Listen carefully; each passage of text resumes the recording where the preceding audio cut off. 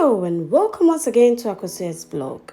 If you're new here, kindly subscribe to my channel and don't forget to hit the notification bell when you're done.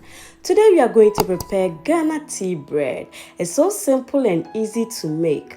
All you need is your flour, your salt, your butter, your yeast, your nutmeg and your sugar. So in a bowl, I'm going to pour 3 cups of all-purpose flour into it.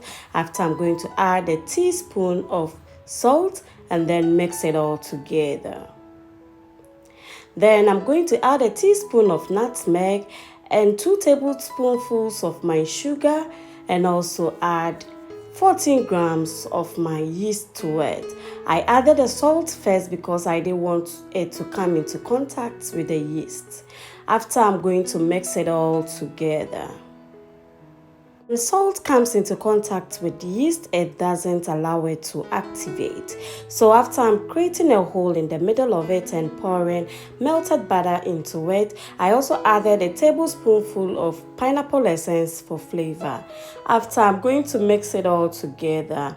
This process didn't allow me to use the spoon to mix it, so I had to wash my hands and then dip it right inside it. Yes.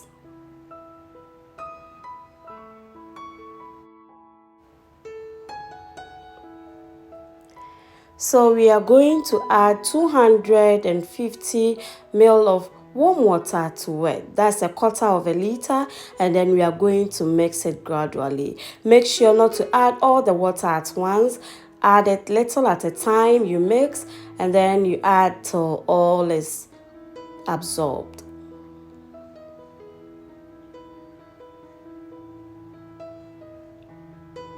Now, once that is done, we are going to mix it to activate the gluten and also to make sure that it forms into a ball. Now, Ghana bread is very stretchy and it needs a lot of gluten to make it more stretchy and elastic. So you have to knead it really well.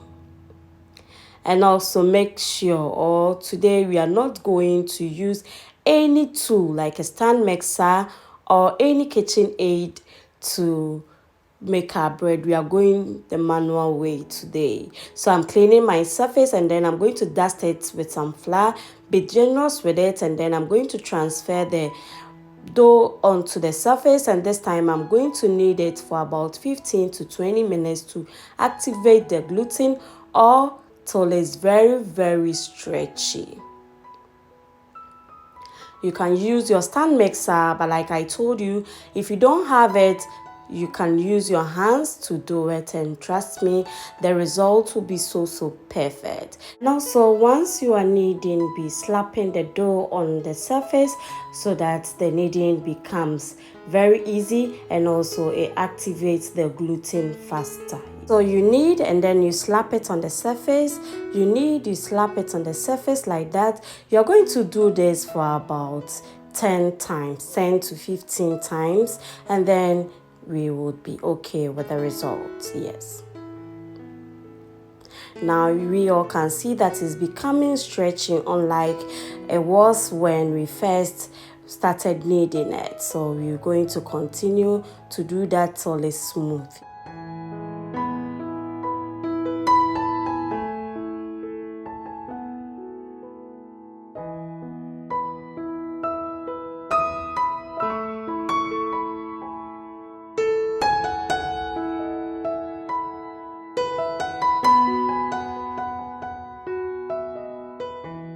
So now we are almost done, so we will continue with the kneading process.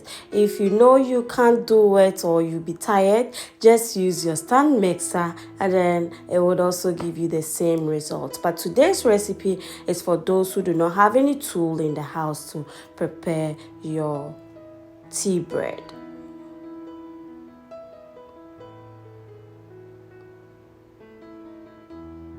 So this is the result we want. Now it's very nice. You don't see any holes in it. That means it's okay. So we are going to prove it.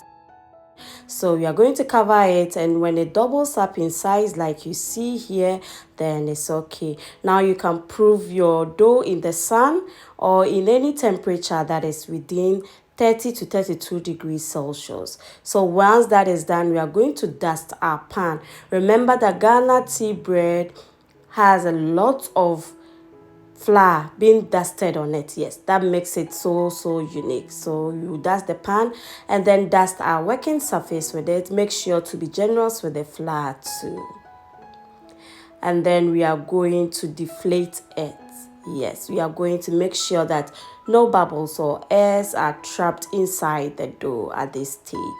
So we are going to knead it for about 2 to 5 minutes again.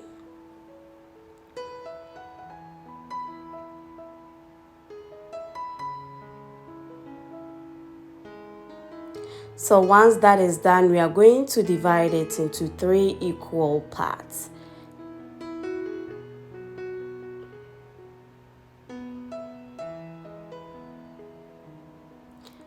If you are not that sure of the weight, you can use a scale to weigh it into 3 equal parts. Once that is done, it's time to mold it. Like I told you, Ghana tea bread is very long, but then you can put it in any loaf pan. Yes, any shape. You can just round them, or you can just make it into long vertical or even horizontal forms. Any shape that you like at all, you can make the bread out of it. Yes.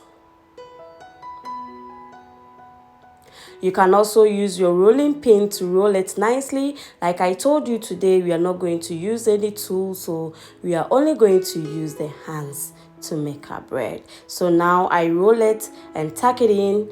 Like you see on the screen, it's very easy and simple to make. Make sure to tuck in well so that it doesn't tear up when you are baking it.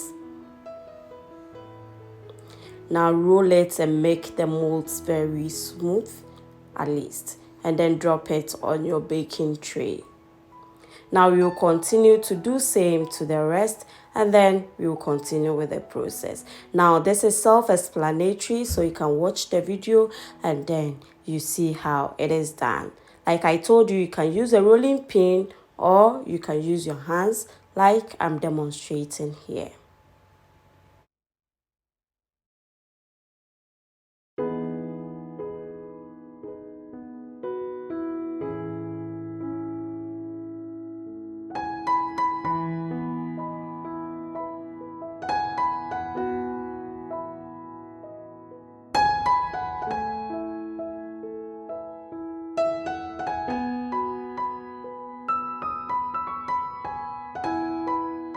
Once we are done molding them and laying them beautifully onto our tray, we are going to sprinkle some more flour onto it. Make sure to make the spaces in between big because it's going to double or even triple in size. So we are dusting it with some more flour.